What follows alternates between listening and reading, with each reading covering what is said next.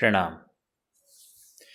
This is the part 2 of the series about the 10 commandments of Jesus. In part 1, we discussed the first 3 commandments of Jesus, which were about being clear about the loyalties in our life. If we have decided to be in a certain way, we should be loyal to be that way. That is what Jesus was trying to say. We should live humbly and simply so that the others can live simply. And we delved into the significance of the moment that is right now, this moment, the now, right now, where God is unconditionally loving. To be present in the present is of ultimate significance. How God is all loving and He loves all beings the same. He does not define good and bad and He loves them all. Because when one says that He loves unconditionally, that means that He is not making the decision of right and wrong, of bad and good. He does not love good more than He loves the bad. He loves both kind of people exactly the same. With these commandments, Jesus is trying to pull you in this moment where everything that is available to you.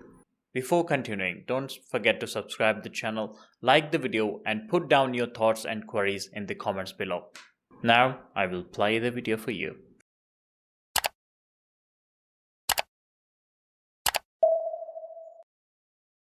To love God with all your being and to love your neighbor as yourself.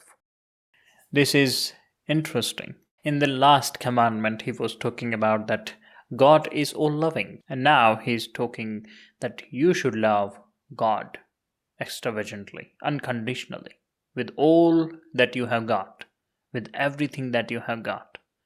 And you should also love your neighbor the way you love yourself, which means you love your neighbor exactly the same way you love God. See how interesting it is. If you connect the dots as I intend them to be connected, it will be something that will change your life. It will transform your life forever. When you love someone with all that you have got, in such a way that even you do not exist, can you limit that love?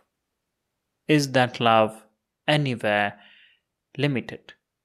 Can you say that I love someone this much or that much?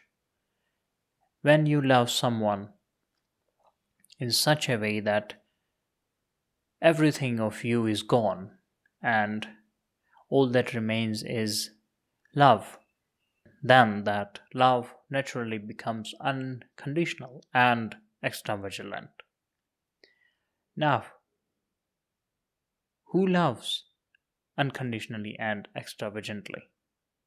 God does. But here, He's saying that you love someone. You love God extravagantly and unconditionally.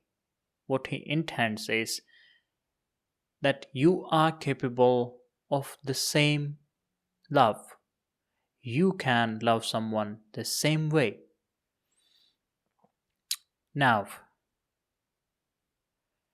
if He intends that you are as capable as God, He is signaling that you are as capable as God. Then what does He mean? He is signaling that you are as capable as God. If you can connect the dots, it will transform your life completely. Let us see how many of you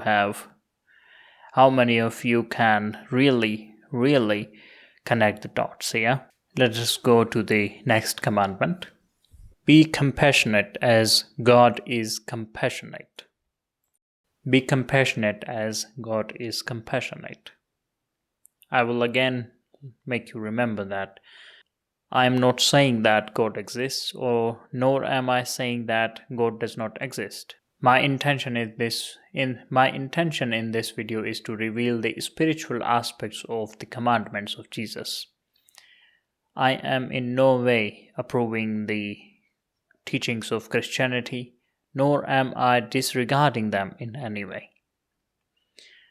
It is my own interpretation, and it is the way I see the world.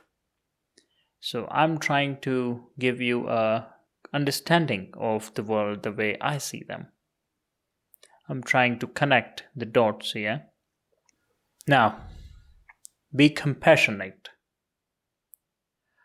See, he's talking about being compassionate, as God is compassionate. What I can understand with this is just this, that become God. Be compassionate, become God, because He is all compassionate. He intends to show that you yourself can become godlike. You can be compassionate like God. You can be loving like God, unconditionally loving everyone, even your neighbor, which is the most difficult thing to do. Loving a neighbor is hard. Trust me, it is. Is it? It is, right? So you should love your neighbor the same way you love yourself. You should love thy neighbor the same way you love yourself. Be compassionate, as God is all compassionate. Indirectly, He is saying that you have to become like God. You can become like God Himself. I'm not saying what God is. Does God really exist, or does He not exist? Those things you should seek for yourself.